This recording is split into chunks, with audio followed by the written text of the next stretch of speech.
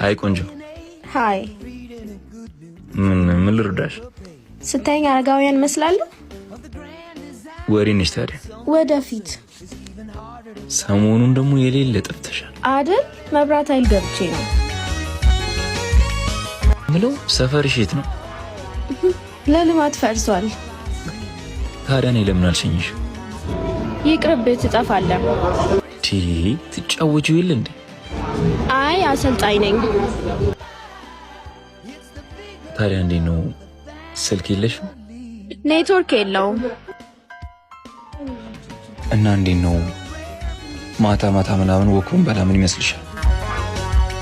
መብራት ስለሚጠፋ ከቤት አልወጣም። እሺ አዎ የሌለ ነው የተመቸሽ? ከሰሪው ነው።